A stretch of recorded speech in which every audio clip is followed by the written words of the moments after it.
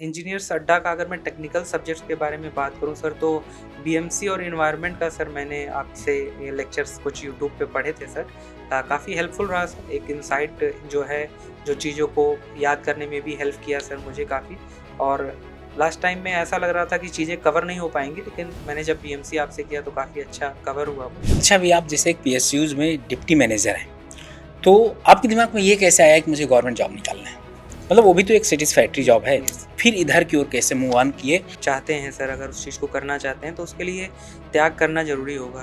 तो लेज़ीनेस को तो त्यागना ही होगा सर, नींद को त्यागना होगा। आपको एक चीज़ बताऊँ, जैसे वर्कबिलिटी है। आपने वर्कबिलिटी से 30 क्वेश्चन पढ़ लिए।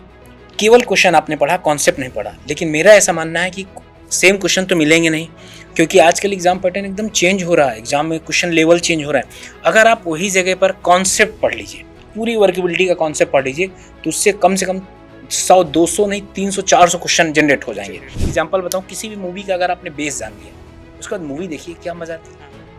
तब तो आप मजे से, मतलब हर चीज़ आप इमेजिन कर पाएंगे। और जब आप एक बार कॉन्सेप्ट कर ले गए, पूरा का पूरा समझ गए, तो जब आप क्वेश्चन करेंगे ना, 4 क्वेश्चन, 5 क्वेश्चन, 10 क्वेश्चन बनेंगे, 50 क्वेश्चन भी बनेंगे, तो आपके अंदर कॉन्फिडेंस आएगा। अच्छा, जैसे मैं ऋतिक आपसे पूछूं, आपके सीबीटी 1 में कितने मार्क्स थे? याद है आपको सीबीटी 2 में कितने मार्क्स थे? एक बार बच्चों को बताइए, आपके कितने कितने मार्क्स थे? सर सीबीटी 1 में मेरा 138 मार्क्स थे रॉ। और उसके बाद सर सीबीटी 2 में 225 मार्क्स थे मेरे सर, 300 में। तो सीबीटी 1 में आपके 138 मार्क्स। अच्छा ऋतिक, यहाँ पर जैसे मैं आपसे पूछूं, आपकी तरफ से क्या सजेशन रहने वाला है? जो बच्चे अभी प्रिपरेशन स्टार्ट करना चाह रहे हैं, कहाँ से स्टार्ट करें और कैसे क्या करना है? हेलो दोस्तों, नमस्कार, स्वागत है आप सभी लोगों का। आज ये पॉडकास्ट बहुत खास, बहुत इंपॉर्टेंट होने वाला है, क्योंकि आज हमारे साथ हैं ऋतिक गुप्ता, जो एसएससी जेईई 2025 में अपने सेकंड अटेम्प्ट में 396 रैंक हासिल किए हैं। आज हम ऋतिक से जानने वाले हैं कि इनकी क्या अप्रोच थी, किस तरीके से पढ़ाई किया, कंसिस्टेंसी कितना ज़्यादा इंपॉर्टेंट था, और क्योंकि ये जॉब भी करते थे, एक जॉब के साथ अपने आप को कैसे मोटिवेट रखते थे, जिसकी वजह से इनका सेकंड अटेम्प्ट में सिलेक्शन हो गया। तो फर्स्ट ऑफ ऑल स्वागत है Hrithik. Thank you sir, thank you कैसा वेरी फील मच। कर रहे हो भाई? अच्छा फील हो रहा है सर। घर पे भी लोग खुश हैं कि लड़का एसएससी जेईई में सेलेक्ट हो गया है, पिताजी खुश हैं। तो ये मेरे लिए अचीवमेंट है, क्योंकि माता पिता खुश हैं। ओके। तो मैं अगर आपसे, सबसे पहला मेरा आपसे क्वेश्चन होगा कि आप अपनी जर्नी के बारे में थोड़ा सा बताइए, आपकी जर्नी कैसी थी? जर्नी सर ऐसे रही कि मैं बस्ती का रहने वाला हूँ, बस्ती डिस्ट्रिक्ट उत्तर प्रदेश। उसके बाद मैंने स्टार्ट किया सर अपना बीटेक 2018 में। मैं Madan Mohan Malviya university of technology Gorakhpur से सिविल इंजीनियरिंग में 2022 में पास आउट हुआ सर। पास आउट हुआ सर, उसके बाद मेरा एडमिशन हुआ था आईआईटी बीएचयू में, लेकिन किसी कारणों से मैं उसको ज्वाइन नहीं कर पाया। और एक जॉब मेरी लग गई थी टाटा स्टील में as a assistant manager projects, तो मैं उसको ज्वाइन कर लिया। और जॉब के साथ ही सर मैंने प्रिपरेशन जारी रखी अपनी।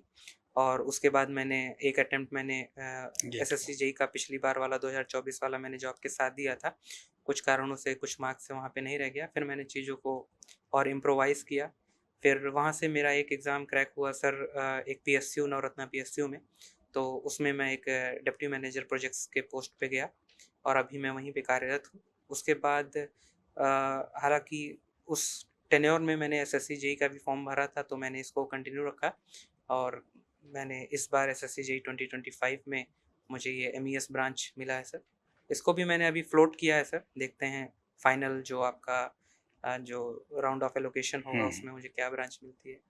अच्छा, अभी आप जैसे एक पीएसयूज में डिप्टी मैनेजर हैं, तो आपके दिमाग में ये कैसे आया कि मुझे गवर्नमेंट जॉब निकालना है? मतलब वो भी तो एक सैटिस्फैक्टरी जॉब है। यस। फिर इधर की ओर कैसे मूव ऑन किए, और ये मोटिवेशन आया कहाँ से आपके पास? एक्चुअली सर क्या है कि मेरे कुछ दोस्त हैं जो एसएससी जेईई के थ्रू सीपीडब्ल्यूडी में हैं, डीडीए में भी हैं, स्टेट के एईस और जेईस में मेरे सीनियर्स हैं जिनसे काफ़ी क्लोज रिलेशंस हैं मतलब। और लखनऊ में भी सर एक सीनियर हैं जो काफ़ी एक गाइड की तरह हैं, अभिषेक सिंह सर। वो भी काफ़ी अच्छे एक कह लीजिए कि गाइड के रूप में, एक सीनियर के रूप में, एक भाई के रूप में सपोर्ट करते हैं। तो मेरा मोटिवेशन उन्हीं लोगों से आया सर, क्योंकि मैं जब चीज़ों को देखता हूँ, अगर आप पीएसयू एक कहिए सर क्लोज़ बकेट है, और वो अगर आप गवर्नमेंट सर्विसेज प्योर की बात करें तो एसएससी जेईई जो आपको ऑरा देता है, जो आपको आपको पब्लिक डीलिंग अगर आपको पसंद है तो एसएससी जेईई में जाना चाहिए। पीएसयूज़ जो हैं सर वो भी मिनिस्ट्रीज़ के अंडर काम करती हैं, वो भी गवर्नमेंट जॉब हैं।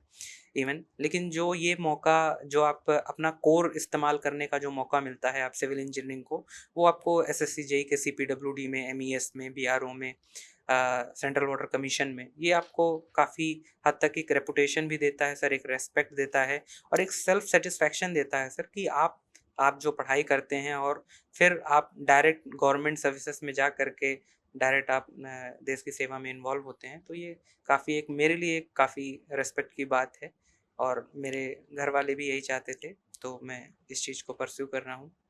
ओके, मतलब कई बार ऐसा भी होगा क्योंकि आप जॉब कर रहे हैं अभी, जॉब के साथ लेज़ीनेस भी सामने आया होगा कि यार अब तैयारी ना करूँ। तो आप कैसे अपने आप को मोटिवेट रखें कि नहीं मुझे तैयारी करना है और एसएससी जेईई ही निकालना है और कितने घंटे पढ़ाई करते थे? सर, जहाँ तक अगर किसी चीज़ को अगर अगर आप चाहते हैं सर, अगर उस चीज़ को करना चाहते हैं तो उसके लिए त्याग करना ज़रूरी होगा। तो लेज़ीनेस को तो त्यागना ही होगा सर, नींद को त्यागना होगा। जॉब के साथ और भी डिफ़िकल्ट हो जाता है चीज़ों को कंप्लीट करना।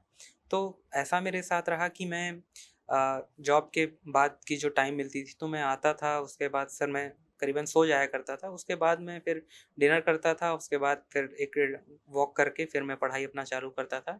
हर दिन करीबन 2 ढाई घंटे का मैं टाइम उसमें देता था और कंसिस्टेंट रहता था सर। एक इस तरीके से था कि जब तक मैं जिस चीज़ को चाहता हूँ, जब तक वो चीज़ मतलब अचीव ना एग्ज़ाम एग्ज़ाम अचीव ना हो तब तक मैं कई चीज़ें हैं जिसको मैं दूर रखता था, चाहे वो मूवीज़ हों, चाहे कहीं ट्रिप्स पे जाना हो या कुछ, तो उस चीज़ों को मैं दूर रखता था मेजरली। तो ये एक तरीके से मुझे और उन चीज़ों के लिए क्रेविंग बढ़ाती थी कि हाँ, वो चीज़ें करना है तो आपको एक तरीके से आपको दूसरे जॉब में या जो आप चाहते हैं वो आपका कंप्लीट हो। तो इस तरीके से मैं उस चीज़ में कंसिस्टेंट रह के और इवन तैयारी का सर एक सिंपल फंडा है। अगर अगर आप इस चीज़ को अगर आप लंबा खींचेंगे, हुँ, तो आपको और भी वो लंबा खींच के ले जाएगी। इसी वजह से इवन मेरे भी कई दोस्त हैं जो अभी भी तैयारी कर रहे हैं सर साथ में और अदर एग्ज़ाम्स की भी, ईएससी की या हो गई या फिर कह लीजिए कि सीजीएल वगैरह की भी तैयारी। तो मैं उन लोगों से यही कहता हूँ कि एक ऐसा बैटल है कि इसको जितनी जल्दी ख़त्म हुँ। करिए उतना कम आपका ब्लड लॉस होगा, ठीक है? और ब्लड लॉस होगा तो आप वीक होते रहेंगे। तो एक तरीके से आप वीक होकर के लॉन्गर टर्म में आप चीज़ों को निकालने से अच्छा है एक बार फुल कंसिस्टेंसी से आप 6 महीना देंगे, तो ज़रूर आपका एक एग्ज़ाम निकल जाएगा। और जो फुल टाइम प्रिपरेशन करने वाले हैं उनके लिए तो यही सलाह है सर कि आप बाकी चीज़ों को, सोशल मीडिया को त्याग करके मेजरली अगर आप एक एग्ज़ाम जिसको निकालना चाहते हैं, कोई 1 या 2 सेट ऑफ एग्ज़ाम आप हुँ। लीजिए और उसके बाद उसमें आप लग जाइए और उसके कंटेंट्स को वेरीफ़ाई करिए, चीज़ों को सॉर्ट आउट करिए, ज़रूर जब होगा। बहुत ऐसे बच्चे होते हैं जो ये पूछना चाहते हैं आपसे कि सर सिलेक्शन के लिए हमें कितने घंटे पढ़ना चाहिए? क्योंकि आप तो जॉब के साथ इतना डेडिकेट होके पढ़ते थे और जो बच्चे अभी तैयारी कर रहे हैं उनको कितने घंटे पढ़ें कि उनका सिलेक्शन हो जाए? हाँ, हाँ, जैसा सर मैंने अभी बोला हुँ। कि क्या है कि अगर आप लंबा खींचना चाहते हैं तो आप नहीं तब भी वो पूछना चाहते हैं कि हाँ, 5 घंटे, 10 घंटे हाँ, कुछ हाँ, ऐसा? 4 घंटे, 5 घंटे आप कितने पढ़ेंगे घंटे तो पढ़ना आपको चाहिए? टाइम, देखिए अगर आप फुल टाइम तैयारी अगर कर रहे हैं, सिर्फ़ हुँ, मैं ये मान के चल रहा हूँ, तो आपको आराम से 8 घंटे, 10 घंटे डालनी चाहिए। क्योंकि अगर आप कोई जॉब भी कर रहे होते हैं आप मानिए, तो आपको 8 से 10 घंटे देना बहुत ही नॉर्मल होता है। तो अगर आप उस चीज़ को, जबकि आपका कहीं आपको ज़्यादा ट्रैवल नहीं करना है या कुछ नहीं करना है, अगर आप ऑनलाइन कोचिंग्स भी ले रहे हैं ऑनलाइन प्लेटफ़ॉर्म से, तो आपको ट्रैवल नहीं करना है, आप किसी पीजी में रहते हैं या घर पे ही रहते हैं, तो आप majorly most of the time आपको डेडिकेट करना चाहिए पढ़ाई को। और मेजरली कई लोगों की ये भी कंसर्न है कि सर मुझे सुबह पढ़ना चाहिए या हुँ, शाम में हुँ, पढ़ना हुँ, चाहिए, बिल्कुल। तो मेजरली इन चीज़ों में फँसना नहीं चाहिए। आपका जो बेस्ट ऑफ द टाइम है, आप जब भी पढ़ना चाहें, अगर आपको रात में एफिशिएंसी अच्छी है, तो आप रात में पढ़िए, सुबह में एफिशिएंसी अच्छी है, तो सुबह में पढ़िए। आप 8 घंटे की नींद लीजिए, 8 घंटे की पढ़ाई करिए, 8 घंटा जो आपका बाकी टाइम है उसमें आप कुछ भी करिए, घर का कोई काम है करिए। अगर आपको और भी कोई चीज़ें मान लीजिए करनी है, नित्य चीज़ें हैं, वो सब करना ज़रूरी है। अच्छा अगर हम आपसे एक चीज़ पूछूँ कि सिलेक्शन के लिए कॉन्सेप्ट कितना इम्पोर्टेंट रोल प्ले करता है? क्योंकि बहुत ऐसे बच्चे हैं ना जो यूट्यूब की दुनिया में पता नहीं कहाँ से घूमे हुए हैं। उनको ये लगता है कि अरे सर मैं अगर 5000 क्वेश्चन बना लिया तो मेरा सिलेक्शन हो जाए। क्या ये पॉसिबल है? सर, इस चीज़ से तो मैं बिल्कुल सर डिसएग्री करता हूँ, हुँ, क्योंकि चीज़ों को समझ के पढ़ना काफ़ी ज़रूरी है। कई सर मेरे दोस्त हैं जो कहते हैं कि हाँ, ये टॉपिक है, ये मतलब मैं एक मैराथन कर लूँगा, हो जाएगा। ऐसे हम्म। बिल्कुल नहीं होगा सर। अगर आप चीज़ों को समझ के पढ़े नहीं हैं, तो आपके वो क्वेश्चन हमेशा जा कर के एग्ज़ाम में गलत होंगे। क्योंकि आपने कुछ भी उसमें ऐसा नहीं किया है कि हाँ, मैंने 2-4 क्वेश्चन सॉल्व किए होंगे अच्छे और वो गलत हुआ होगा, फिर आप उसको सर्च करके उसको देखते हैं। अगर मैं सीधा अगर बात करूँ, जैसे सर अगर जो मान लीजिए अगर फ्री फ्लोट, टोटल फ्लोट हम्म। और इंडिपेंडेंट फ्लोट की बात हम्म। करूँ, तो अगर मैं ये सीपीएम अगर पट की आप बात हाँ, कर रहे हैं। सीपीएम पट की अगर हम बात करें, हम्म। तो अगर जब भी आप इन इस चीज़ों का आपने नाम सुना, आपके दिमाग में अंधेरा नहीं आना चाहिए। आपके दिमाग में उस चीज़ की इमेज बननी चाहिए कि टोटल फ्लोट है क्या? उसमें से फिर फ्री फ्लोट कितना है? फिर इंडिपेंडेंट फ्लोट कितना है? तो इन चीज़ों की अगर आप समझ आपके दिमाग में एक आपको विजुअलाइज़ेशन आपको नहीं होता है, तो मतलब मैं नहीं मानता हूँ कि आपने उस चीज़ को पढ़ा भी है। क्योंकि मेरे भी कुछ कॉलेज जूनियर्स हैं जो मेरे से कनेक्टेड हैं। उन्होंने एक बार ऐसे ही बातचीत हो रही थी सर, तो मैंने उनसे बोला, वो बोल रहे हैं मुझसे कि मैं काफ़ी पढ़ के गया, मैं काफ़ी क्वेश्चन्स लगा के गया, जैसे आप बोले सर कि 5000 हम्म। क्वेश्चन्स करना। तो उन्होंने कहा मैंने बहुत सारे टेस्ट सीरीज़ दिए थे और मैंने पीवाईक्यू भी पूरा कर रखा है, 2-2 बार पीवाईक्यू कर रखा है। फिर मैंने उनसे क्वेश्चन पूछा, मैंने ये भी क्वेश्चन पूछा कि आप टोटल टोटल फ्लोट के बारे में आप क्या समझते हैं? आप फ्री फ्लोट के बारे में क्या समझते हैं? तो वो थोड़ा-सा डेफ़िनिशन बताते हैं और उसमें भी वो पूरी तरीके से अनक्लियर जवाब आता है। आप अप्रोच समझिए, एक एक्टिविटीज़ क्या हैं, दूसरी एक एक्टिविटीज़ ए और बी हैं, उसके बाद फिर उसमें टोटल फ्लोट क्या है। अगर इन चीज़ों की आप समझ नहीं बिल्कुल। कर पाए उस डेफ़िनिशन से, तो ये पढ़ाया हुआ नहीं है, मैं इसको मानता हूँ। और ऐसे ही एक और क्वेश्चन आया, उसने पूछा कि सेंसिटिविटी ऑफ बबल ट्यूब क्या है? मैंने उससे पूछा, हम्म। तो मैं उस समय वो टॉपिक पढ़ रहा था सर, तो उसके बाद वो बताने लगा कि हाँ, ये करने से बढ़ जाता है, हाँ, ये करने से कम हो जाता है, ये बेसिक चीज़ें नहीं पता। बेसिक नहीं बता पाए सर वो, और वो ऐसा तो मैंने उनको यही बोला कि अगर जो आप डेफिनिशंस आप पढ़ रहे हैं, उसके बाद जो उसका फ़ॉर्मूला है सर, जो निकालने का फ़ॉर्मूला है S/N/D, हम्म। तो अगर उसको अगर आप फ़ॉर्मूले में देख नहीं पा रहे हैं अगर, तो वो ना ही आपने उस डेफिनिशन को समझा है, ना ही उस चीज़ को अच्छे से पढ़ा है, मैं ये मानता हूँ। तो आपको समझ-समझ से पढ़ना बहुत ज़रूरी है, उसके बाद फिर क्वेश्चन्स लगाना ज़रूरी है, उसके बाद फिर उसमें जो क्वेश्चन्स बहुत अच्छे लगे या मोस्ट इम्पोर्टेंट, प्रॉमिसिंग हाँ। टाइप के हैं, उसको स्टार मार्क करिए, ताकि जब दोबारा आप किसी एग्ज़ाम की तैयारी करें तो उसी स्टार मार्क को करें, इससे आपकी टाइम सेविंग होगी। जो नहीं बने, जो गलत हुए, उनके लिए आप शॉर्ट नोट्स बनाइए या मिस्टेक बुक बनाइए, जिसको आप शॉर्ट नोट कह लीजिए, मिस्टेक बुक कह लीजिए, वो एग्ज़ाम से पहले उसको रिवाइज़ करना बहुत ज़रूरी है। तो ये एक कंसिस्टेंट अप्रोच रहना चाहिए। सिर्फ़ आप ये सोचें कि आप एक मैराथन करके 5000 क्वेश्चन्स कर लेंगे, इससे हो जाएगा, ऐसा नहीं होगा। बल्कि जो समझ है आपकी क्वेश्चन्स के लिए, ताकि आप जब एग्ज़ाम में जाएँ तो वो क्वेश्चन गलत ना हो। ये ऐसा ज़रूरी है कि समझ के पढ़ना और उसके टेस्ट लगाना, और उसके बाद भले ही आप कुछ श चुनिंदा क्वेश्चन्स लगाइए, लेकिन उस लगा कर के जो गलत हुए उनका एनालिसिस करना, उनके नोट्स बनाना, शॉर्ट नोट्स बनाना बहुत ज़रूरी है। अच्छा, जैसे मैं यहाँ पर आपको एक चीज़ बताऊँ, जैसे वर्कबिलिटी है। आपने वर्कबिलिटी से 30 क्वेश्चन पढ़ लिए। केवल क्वेश्चन आपने पढ़ा, कॉन्सेप्ट नहीं पढ़ा। लेकिन मेरा ऐसा मानना है कि सेम क्वेश्चन तो मिलेंगे नहीं, क्योंकि आजकल एग्जाम पैटर्न एकदम चेंज हो रहा है, एग्जाम में क्वेश्चन लेवल चेंज हो रहा है। अगर आप वही जगह पर कॉन्सेप्ट पढ़ लीजिए, पूरी वर्केबिलिटी का कॉन्सेप्ट पढ़ लीजिए, तो उससे कम से कम 100-200 नहीं, 300-400 क्वेश्चन जनरेट हो जाएंगे। जनरेट होंगे। क्योंकि आजकल आप ये समझ लीजिए, सिलेक्शन उन्हीं बच्चों का होता है जिनके कॉन्सेप्ट क्लियरिटी होती है। बिल्कुल, बिल्कुल। बाकी तो अगर मैं टेक्निकल में अगर बात करूं तो 100 क्वेश्चन में से 30 नंबर 40 नंबर तो सारा बच्चा ला रहा है, यस सर। वो चाहे 10th पास हो चाहे 12th पास हो। बिल्कुल। मतलब वो हाँ कहने सर, का हाँ। मतलब वो है कि वो सारे बच्चे ला रहे हैं। तो अगर आपको सिलेक्शन लेना है तो नई चीजें पढ़ना पड़ेगा, यस सर। कॉन्सेप्ट सीखना पड़ेगा। जैसे आपने सेंसिटिविटी वाली बात किया, तो बिल्कुल आपको ये चीज जरूर समझ होनी चाहिए कि what is the sensitivity. Sensitivity जब तक आपको नहीं पता होगा, उसके बारे में जानने का कोई मतलब ही नहीं बनता। यस। आप उसकी बेसिक जब जान जाएंगे ना, आपको जैसे एक एग्जांपल बताऊं, किसी भी मूवी का अगर आपने बेस जान लिया, उसके बाद मूवी देखिए क्या मजा आती है। हाँ, तब तो आप मजे से, मतलब हर चीज आप इमेजिन कर पाएंगे। इमेजिन कर और जब पाएँगे। आप एक बार कॉन्सेप्ट कर ले गए, पूरा का पूरा समझ गए, तो जब आप क्वेश्चन करेंगे ना, 4 क्वेश्चन, 5 क्वेश्चन, 10 क्वेश्चन बनेंगे, 50 क्वेश्चन भी बनेंगे, तो आपके अंदर कॉन्फिडेंस आएगा। केवल यस। क्वेश्चन से कुछ लोग ऐसे भी करते हैं कि क्वेश्चन से कहते हैं हम कॉन्सेप्ट बना लेते हैं। क्या ये पॉसिबल है? नहीं सर, मैं बिल्कुल हम्म। डिसएग्री करूँगा इस बात से, क्योंकि क्वेश्चंस क्या है ना, आप कभी वर्केबिलिटी का आप हम्म। फर्स्ट पे चले गए, कभी एंड पे चले गए, हम्म। कभी बीच के टॉपिक से क्वेश्चन आ गया, आपने उसको कनेक्ट नहीं कर पाया ना, आप समझे नहीं कि वर्केबिलिटी क्या है और किस तरीके की कंक्रीट में वर्केबिलिटी की नीड है, किसमें नहीं नीड है, किसमें कितना चाहिए।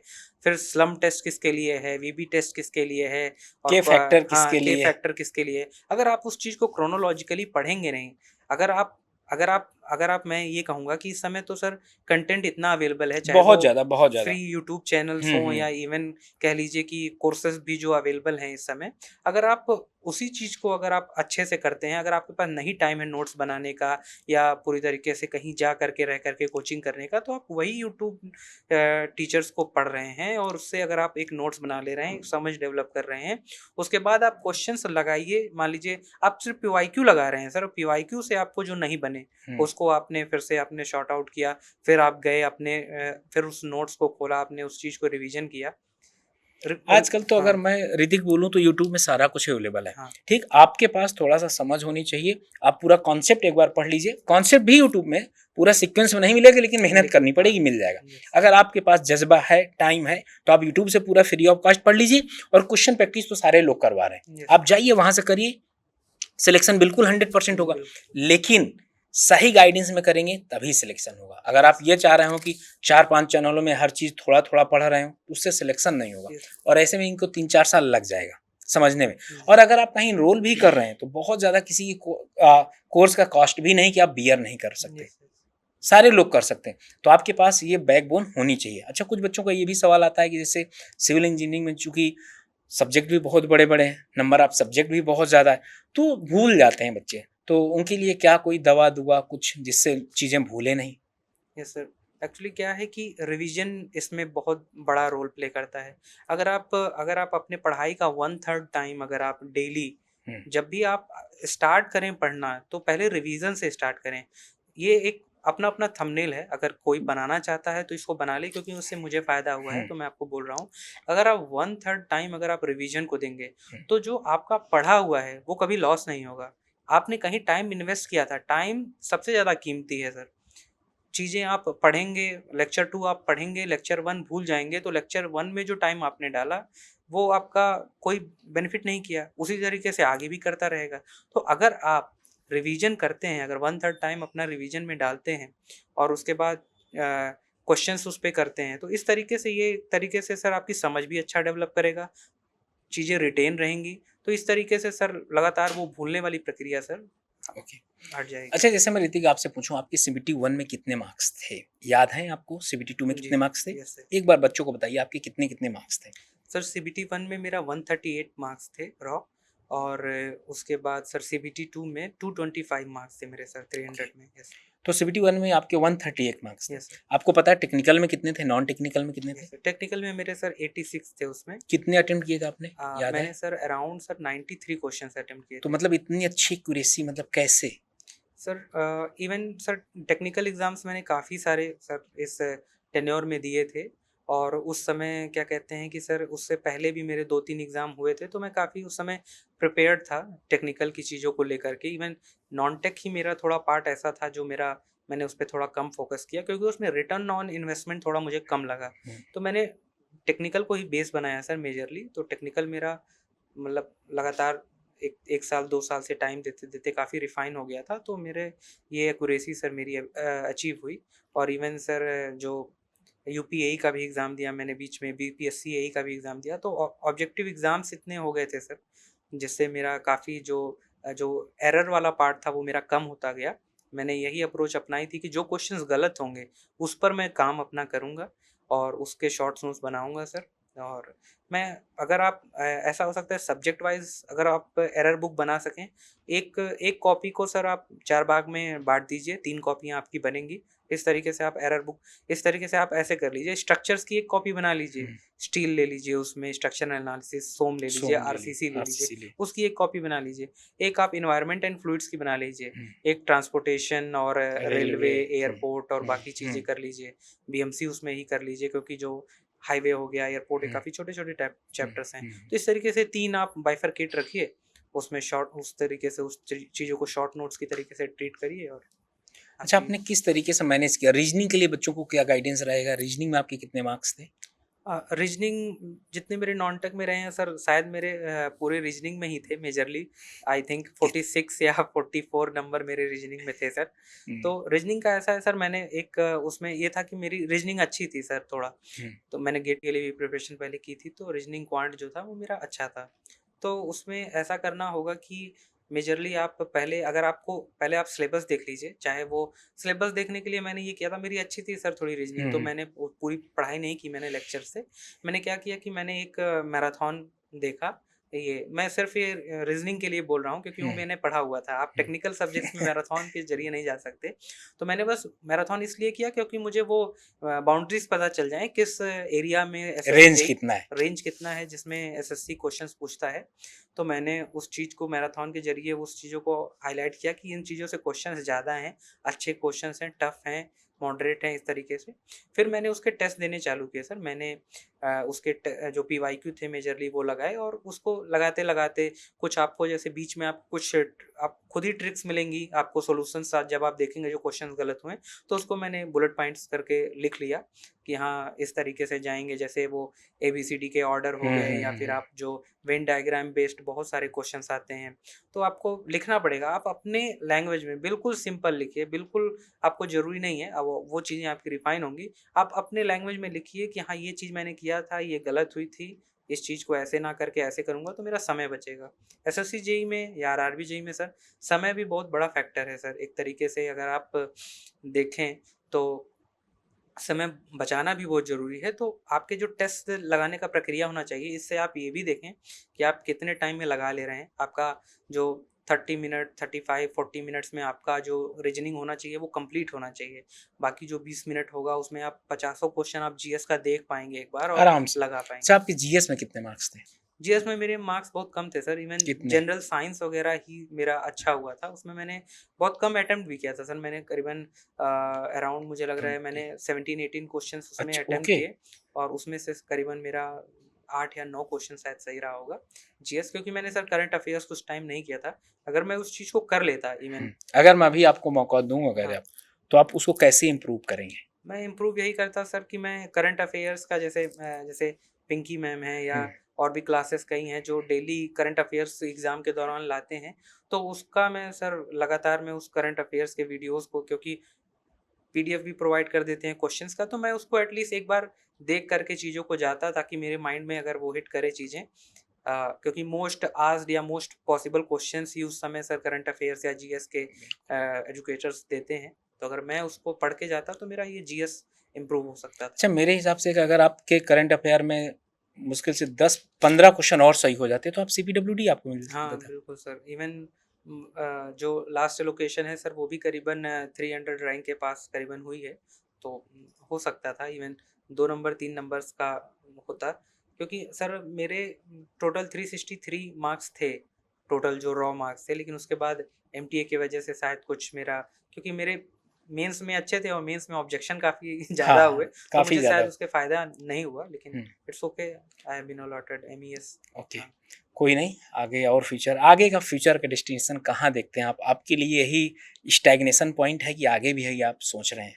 एसएससी जेईई एक अच्छी जॉब है सर, हुँ, लेकिन मैंने अभी इंजीनियरिंग सर्विसेज का भी मेंस दिया था, हालाँकि उसमें मेरा इस बार नहीं हुआ। लेकिन मैं इंजीनियरिंग सर्विसेज ही परस्यू करना चाहूँगा। यूपी एई का एग्ज़ाम सर हुआ था, उसमें भी हुँ। अच्छे नंबर्स थे। तो मैं देखूँगा, अगर अगर मैं अपनी स्टेट में एज़ अ एई जाता हूँ तो मैं काफ़ी उसको मतलब बेहतर मानूँगा। आपका फ़ेवरेट सब्जेक्ट कौन-सा था?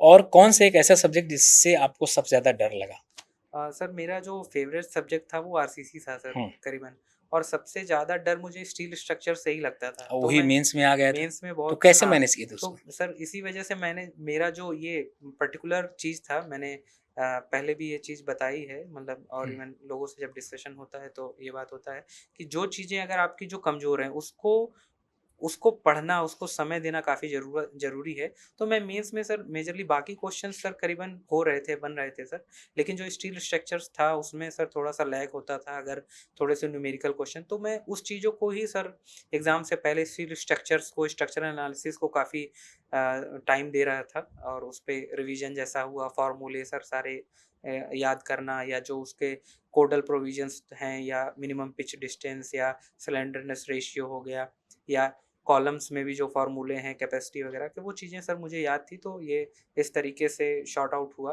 कि ये एक तरीके से ये कह लीजिए कि वैसे ही क्वेश्चन सर मेरे सामने पड़े मेंस में, और काफ़ी अच्छा। अच्छा, फॉर्मूला बहुत बच्चों को ऐसा होता है कि भूल जाता है, तो याद करने का कोई ट्रिक आपके पास? सर उसको लिखना होगा बार-बार, आपको 2-4 क्वेश्चन्स लगाने होंगे उसमें, और आपको क्या है कि इवन आप उसको पेज की बचत मत करिए, इवन एक फ़ॉर्मूला को आप 10 बार लिखिए, इवन आप चीज़ों को एक बार विजुअलाइज़ेशन में भी उस चीज़ों को याद करिए कि हाँ, जैसे सर वेस्टरगार्ड का या हुँ, बॉसिनेस का जो फ़ॉर्मूला है, जो आपका जो सॉइल में आपका हुँ। जो स्ट्रेस डिस्ट्रीब्यूशन का होता है सर, तो कई बार आप पढ़ते हैं उसको, लेकिन वो चीज़ें आपको याद भूल नहीं जाता होती है है। कि नीचे नीचे में उसके कौन-सा है, पाई टर्म है कि क्या है। हुँ, तो उस चीज़ों को आप लिख-लिख करके आपको कई बार याद करना होगा, और उसमें सर कई बार ऐसा है कि हाँ, डायरेक्ट सेंटर में वो पॉइंट है, या आर डिस्टेंस में वो पॉइंट है, तो कुछ उसके ऐसे भी हैं कि उसके कुछ रिजल्ट्स भी हैं, तो वो अगर आप याद रखते हैं, तो शायद अगर डायरेक्ट पूरा फ़ॉर्मूला की ज़रूरत ना पड़ी, और एक सेट ऑफ उसका जो r=0 रखने हुँ, पे जितना भी वैल्यू आ जाता है, तो अगर आप उसको याद रखते हैं, तो उससे भी काम हो सकता है। तो फ़ॉर्मूले याद रहना बहुत ज़रूरी है सर। बिल्कुल। मतलब फ़ॉर्मूले अगर आपके हैंडी हैं सर, तो आपके 10 मार्क्स एक्स्ट्रा हैं सर इवन मेंस में, मैं ये मान के चलूँगा, 10 क्वेश्चन्स एक्स्ट्रा हैं इवन। अच्छा ऋतिक, यहाँ पर जैसे मैं आपसे पूछूँ, आपकी तरफ से क्या सजेशन रहने वाला है, जो बच्चे अभी प्रिपरेशन स्टार्ट करना चाह रहे हैं, कहाँ से स्टार्ट करें और कैसे क्या करना है? मैं सर एक ही सजेशन दूँगा, मतलब सभी विद्यार्थियों को, जो भी, चाहे वो डिप्लोमा से हों, चाहे वो बीटेक में हों, चाहे वो आगे की भी पढ़ाई कर रहे हों। अगर उनको एसएससी जेईई या स्टेट जेईई या आपको एई की प्रिपरेशन करनी है, तो आप जैसे इस समय का जो दौर है, करीबन टेलीग्राम हुँ, काफ़ी हैं, यूट्यूब चैनल्स काफ़ी हैं, तो आप बहुत सारे कंटेंट के पीछे मत भागिए, और आपको ये फ़ियर ऑफ मिसिंग आउट को अपने रिमूव करना होगा कि एक नोट्स है उसमें बहुत अच्छा है, और उसमें कुछ चीज़ें नहीं हैं अच्छी, मैं दूसरे नोट्स को मैं देख लेता हूँ। अगर वो बहुत ज़रूरी हैं, अगर पूरा पोर्शन ही नहीं पढ़ा हुआ है, तो दूसरी जगह से आपको चीज़ें लेनी होंगी। हुँ, लेकिन आप पहले सोर्स को ही आइडेंटिफ़ाई कर लीजिए कि हाँ, ये मेरे लिए बेस्ट सोर्स है, मैं इसी से पढ़ाई करूँगा। उसके बाद मैं टेस्ट दूँगा, अगर मुझे जो चीज़ें नहीं हैं, उसके लिए मैं अपना एक शॉर्ट नोट्स बनाऊँगा, जिसमें मुझे किसी और नोट्स से पढ़ कर के सिर्फ़ वही कंटेंट जो आपने नहीं पढ़ा है या कमज़ोर है, उसको शॉर्ट नोट्स में इंक्लूड करूँगा। तो एक लिमिटेड सोर्सेज़ के साथ पढ़ाई करना सर, और कुछ जो पीवाईक्यूज़ सॉल्व करना, और एक अगर आप बुक सॉल्व करना चाहते हैं, तो एक गुप्ता एंड गुप्ता जैसी आप बुक, हाँ, बहुत अच्छी। आप बहुत अच्छी बुक है सर, हुँ, क्योंकि वो क्रोनोलॉजिकल ऑर्डर में काफ़ी अच्छे से वो सजा हुआ है। इवन ईएससी जैसे एग्ज़ाम्स में, जो ईएससी प्रीलिम्स है सर, उसमें भी direct questions Gupta and direct Gupta के बिल्कुल, आए हुए हैं बिल्कुल। सर, डायरेक्ट कॉन्सेप्ट के क्वेश्चन आए हुए हैं। तो आप उसको प्रेफ़र कर सकते हैं। अगर आप बहुत कम क्वेश्चंस करना चाहते हैं, तो गुप्ता एंड गुप्ता कर लीजिए। पीवाईक्यूज़, गुप्ता एंड गुप्ता, फिर स्टार मार्क करिए, ताकि आप फिर से जब रिवीजन करने आएँ, तो दोबारा आपको फिर से समय ना लगे। और फिर क्या करिए, अपना एक शॉर्ट नोट्स बना लीजिए। उसके बाद फिर से वही चीज़ करिए कि आप फिर से टेस्ट दीजिए, आपके कुछ चीज़ें इम्प्रूव होंगे। और बहुत आसान होता है चीज़ों को ऐसा करना कि मतलब अगर प्रमोद सर आपको बोल देंगे कि हाँ, आप ये स्ट्रेटजी फ़ॉलो करिए, या मैं सेलेक्ट हो गया हूँ, तो मैं आपको बता रहा हूँ कि आप ये स्ट्रेटजी फ़ॉलो करिए। लेकिन ये चीज़ें करनी आपको ही हैं। स्टडी सबकी हाँ, अपनी-अपनी होती है, सबकी कितने घंटे अपनी-अपनी है। पढ़ना है, कौन से हाँ। सब्जेक्ट क्या-क्या करना है, वो तो सब अपना-अपना तो होता है। आप पेशेंस रख करके उस चीज़ों को, आप ये मान के चलिए कि मैं 1 हफ्ता एक क्वेश्चंस को बनाने के लिए दूँगा। एक क्वेश्चंस मेरी एक्स्ट्रा हो, आप 100 क्वेश्चन हैं, 100 में आप कर रहे हैं, एवरेज आपके 70 बन रहे हैं। 70 से आपको 85 तक अगर आना है, तो मान के चलिए आप ऐसा एक टारगेट ले लीजिए कि मेरे एक क्वेश्चन मैं 1 हफ्ता मैं अपना एक क्वेश्चंस के लिए दूँगा, और आप उसको इम्प्रूव करने के लिए आप उसको और सारे टेस्ट दीजिए, सब्जेक्ट वाइज़ टेस्ट दीजिए। आपको जहाँ क्लैरिटी नहीं मिल रही है, आप उसके बाद फिर कुछ, मान लीजिए आप डायरेक्ट किसी टॉपिक को नहीं समझ पा रहे हुँ, हैं, आप डायरेक्ट हुँ। गूगल करिए, डायरेक्ट यूट्यूब करिए, बस, काफ़ी कंटेंट अवेलेबल हैं सर, समझाने के लिए एनिमेशन वीडियोज़ हैं, तो आप चीज़ों को समझ लीजिए। बिल्कुल। जैसे गर्डर हैं, हाँ, तो आप गर्डर की जो है तो लेटरल मूवमेंट कैसे करता है, वो हॉरिजॉन्टल स्टिफनेस मूवमेंट्स वगैरह कैसे ये करते सब हैं। कुछ। हाँ, हुँ, डिफ्लेक्शन का जो क्राइटेरिया है, वो सब चीज़ें आपको वो आप अगर आपको कोई चीज़ नहीं समझ में आ रही है, तो आप उसका एक प्लेन पेपर लीजिए, उसमें एक डायग्राम बनाइए, उसमें आप समझिए कि कहाँ मुझे समझ में नहीं आ रहा है, वो आपको देखिए आपको रास्ता मिलता वो जाएगा। हरदम के लिए हाँ, याद हो जाएगा, कभी हाँ, नहीं कभी भूलेगा। नहीं भूलेगा आपको हुँ, सर। विजुअलाइज़ेशन बहुत पावरफुल टूल है, जैसा एपीजे अब्दुल कलाम सर भी कहते हैं कि बिल्कुल। आप विजुअलाइज़ेशन की पावर को इस्तेमाल करिए, चीज़ों को याद करने में काफ़ी मदद होगा। सेम चीज़ जाता है फ़ॉर्मूलाज़ के साथ सर भी। अगर आप विजुअलाइज़ करते हैं, फ़ॉर्मूलाज़ को लिखते हैं, तो काफ़ी अच्छा याद होगा आपको। अच्छा ऋतिक, ये जर्नी का श्रेय आप किसको देना चाहते हैं? जर्नी का श्रेय सर मैं अपने माता-पिता को देना चाहता हूँ, मेरे बहन, मेरे भाई को देना चाहता हूँ। सर वो थ्रूआउट मेरे में बिलीव करते रहे सर, वो काफ़ी सपोर्ट रहा सर मुझे किसी तरीके का कोई मतलब इस तरीके से किसी चीज़ का स्ट्रेस नहीं फ़ील होने दिया उन्होंने, वो बिलीव करते थे कि हाँ, कुछ अच्छा आप करेंगे, तो मैं उनको ये श्रेय देता हूँ सर। पापा क्या करते हैं? पापा मेरे सर एक ज्वेलरी शॉप थी, उसमें एक अकाउंटेंट थे, तो अभी कुछ मेडिकल रीज़न से तबीयत सही ना होने की वजह से वो जॉब अभी छोड़ दिए हैं। अभी सर भाई भी है सर, वो भी जॉब में अभी रिसेंट कुछ महीने पहले वो भी जॉब में गया है, तो इस वजह से पापा अब घर पे ही ये रहते हैं नहीं, सर। नहीं हाँ। बढ़िया है। इंजीनियर्स अड्डा इस जर्नी के दौरान आपकी कितनी और कैसे हेल्प किया? इंजीनियर्स अड्डा का अगर मैं टेक्निकल सब्जेक्ट्स के बारे में बात करूँ सर, तो बीएमसी और एनवायरनमेंट का सर मैंने हुँ, आपसे ये लेक्चर्स कुछ यूट्यूब पे पढ़े थे सर। काफ़ी हेल्पफुल रहा सर, एक इनसाइट जो है, जो चीज़ों को याद करने में भी हेल्प किया सर मुझे काफ़ी। और लास्ट टाइम में ऐसा लग रहा था कि चीज़ें कवर नहीं हो पाएँगी, लेकिन मैंने जब बीएमसी आपसे किया तो काफ़ी अच्छा कवर हुआ वो।